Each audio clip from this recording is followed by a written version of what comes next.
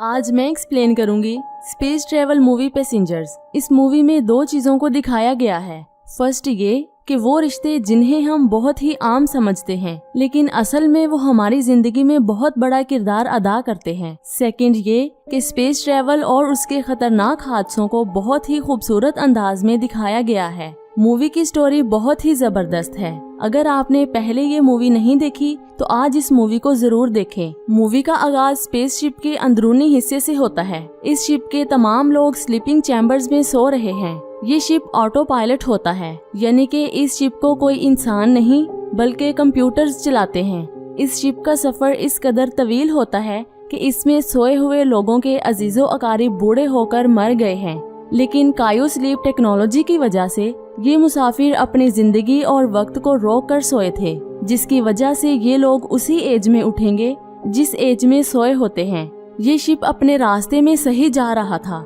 कि अचानक इसके साथ कुछ एस्ट्रॉइड्स टकराते हैं, जिसकी वजह से इस शिप की लाइट ऑफ हो जाती है और शिप में हर तरफ अंधेरा छा जाता है। अब इस शिप को कंप्यूटर्स रिपेयर करते हैं। शिप की लाइट तो ठीक हो जाती है, लेकिन एक स्लीपिंग चैम्बर में कायो स्लीप टेक्नोलॉजी काम करना छोड़ देती है, जिसकी वजह से इस चैम्बर में मौजूद पैसेंजर की आंख खुल जाती है और स्क्रीन पर नजर आने वाली लड़की इसे बताती है कि वो स्टारशिप एनुअल का मुसाफिर है और वो 4 माह के बाद एक न्यू प्लेनेट होममेड 2 पर पहुंच जाएंगे। वहां पहुंचने के बाद इन्हें एक कॉलोनी बनानी है। फिर कहती है कि तब तक आप यहाँ खेलें, मस्तियाँ करें और नए लोगों के साथ बातचीत करें।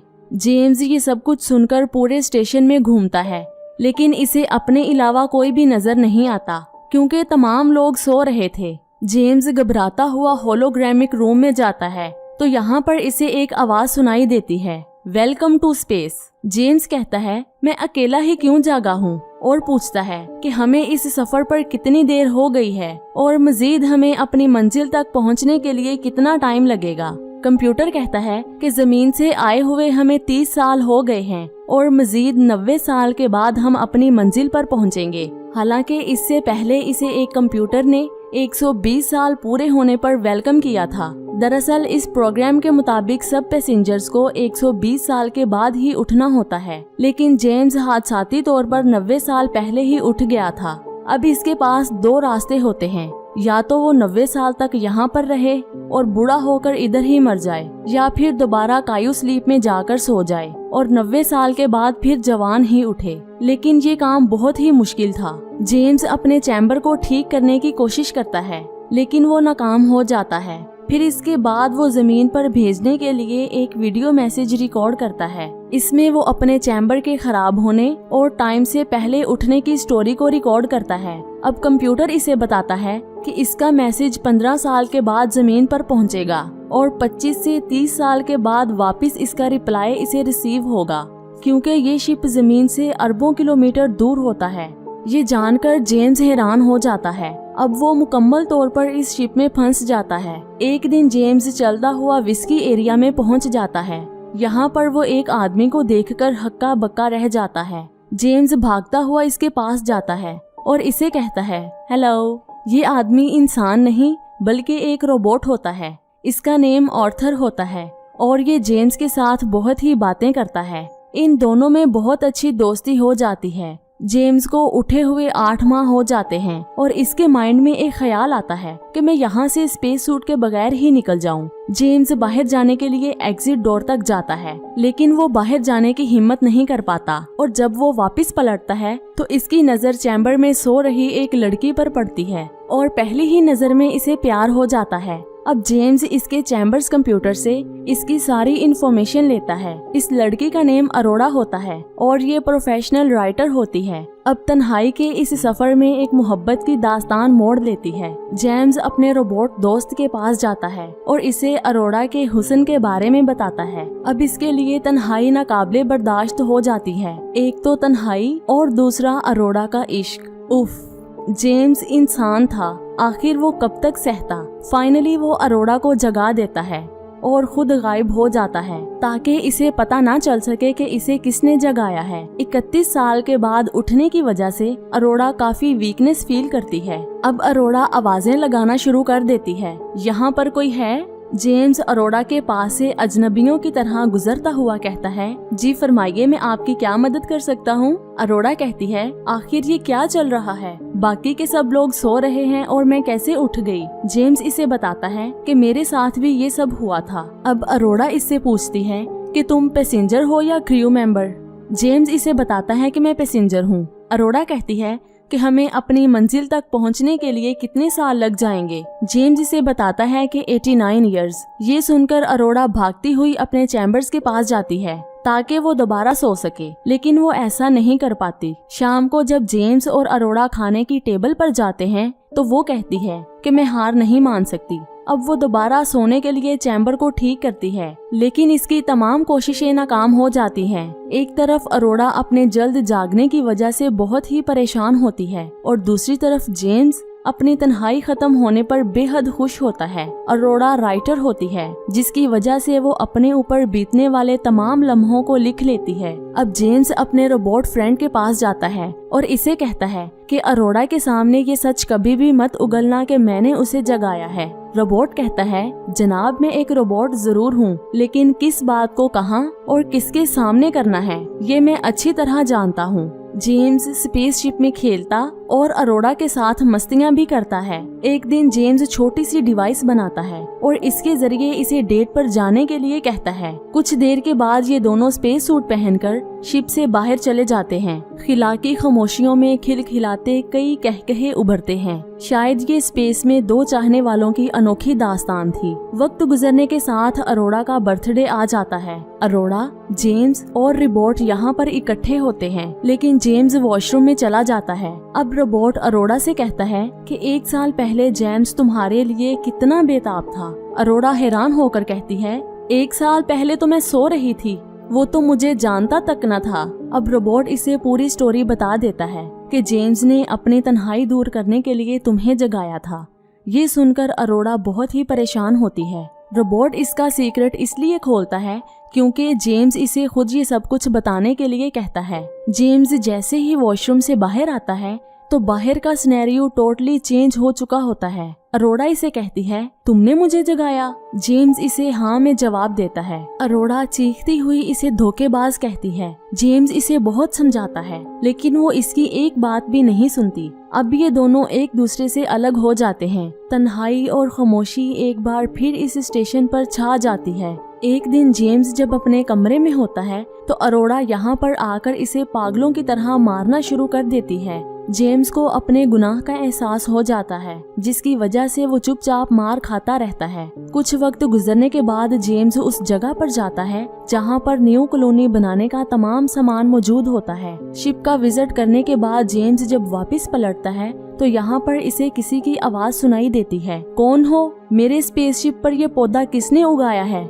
इस आवाज को अरोड़ा और जेम्स दोनों ही सुन लेते हैं। ये दोनों भागते हुए बाहर हॉल में आते हैं और देखते हैं कि इस शिप का कैप्टन भी वक्त से पहले ही जाग उठा है, क्योंकि इसका चैम्बर भी खराब हो जाता है। अब कैप्टन इससे पूछता है कि बाकी के लोग क्यों नहीं उठे। जेम्स इसे बताता है कि स्पेसशिप का कोई हिस्सा खराब हो गया है, जिसकी वजह से स्पेसशिप सही से काम नहीं कर रहा। आहिस्ता आहिस्ता तमाम मुसाफिर आपकी तरह वक्त से पहले ही जाग जाएंगे और ये शिप तबाह हो जाएगा। कैप्टन बहुत ज्यादा परेशान होता है और कहता है कि ये शिप इतना कमजोर हरगिज नहीं हो सकता, हमें इसको चेक करना होगा। कैप्टन सबसे पहले जेम्स के स्लीपिंग चैम्बर को चेक करता है। जेम्स का कंप्यूटर अपना टाइम सेटअप खो चुका था, जिसकी वजह से वो इसे जागने की कमांड देता है, लेकिन अरोड़ा का चैम्बर जेम्स ने खराब किया होता है। इसे चेक करने के बाद कैप्टन कहता है कि मैं भी कहूँ लंगूर के हाथ अंगूर कैसे आया, ये चैम्बर तुमने खराब किया है ना? जेम्स कहता है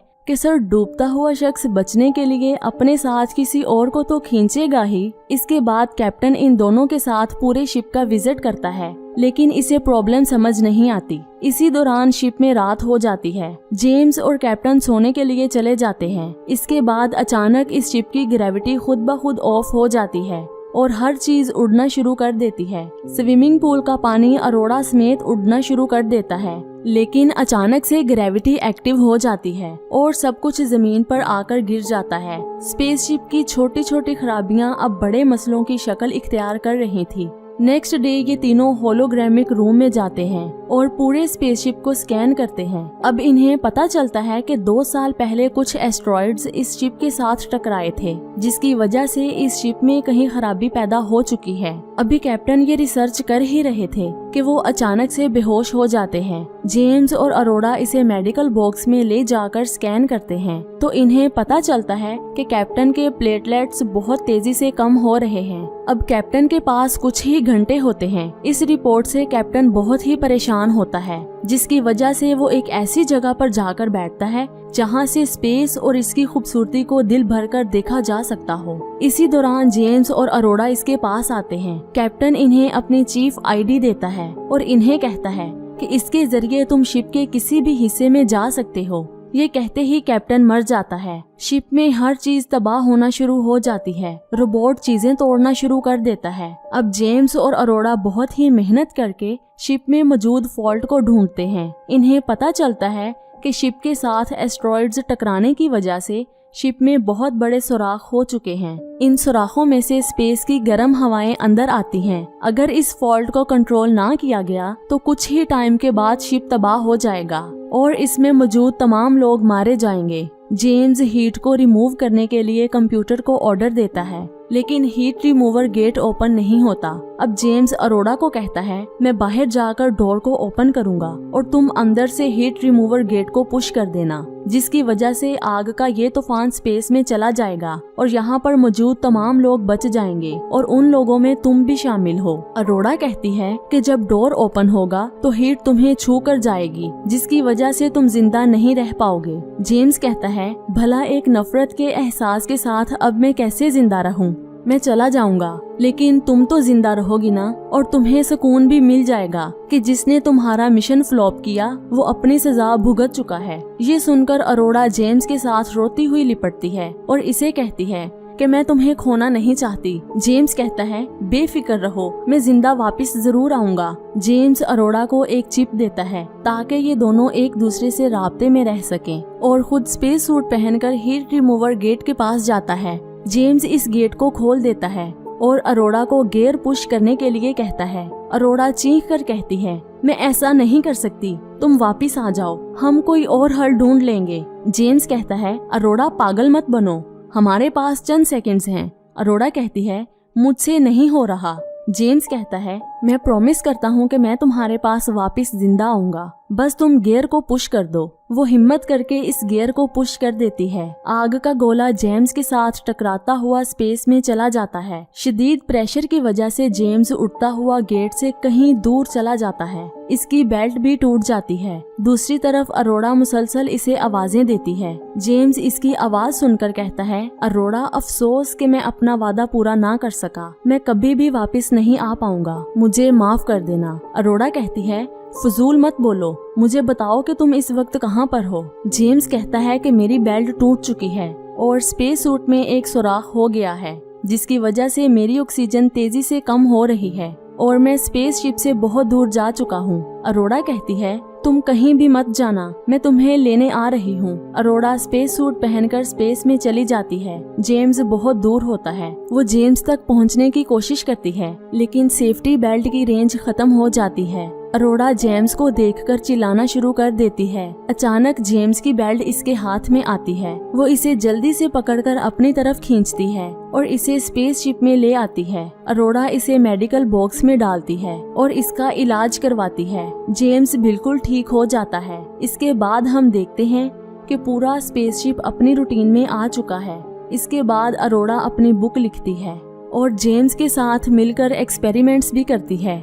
ये दोनों पूरे शिप में जमीन के जैसा इन्वायरमेंट बनाने की कोशिश करते हैं। एक दिन जेम्स अरोड़ा के पास आता है और इसे बताता है कि मैंने दोबारा लंबी नींद सोने के लिए एक फॉर्मूला तैयार कर लिया है। इस फॉर्मूले के मुताबिक हम दोनों में से कोई एक सोएगा, क्योंकि दूसरे को उसके ऊपर साइंटिफिक काम करना होगा। जेम्स कहता है, अरोड़ा, मैं चाहता हूँ कि तुम दूसरे लोगों की तरह सोकर उठो और न्यू प्लेनेट पर जिंदगी का आगाज करो। मेरी वजह से तुम्हारा मिशन फ्लॉप हुआ था, अब मैं चाहता हूँ कि तुम इस मिशन को कंप्लीट करो। वो कहती है कि जेम्स, मेरे बाद तुम क्या करोगे?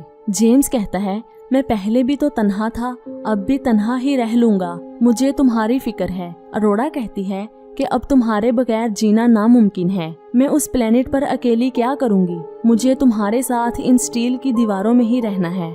इसके बाद हम देखते हैं कि 88 साल गुजर गए हैं। जेम्स और अरोड़ा अपनी जिंदगी जीकर इस दुनिया से चले गए हैं।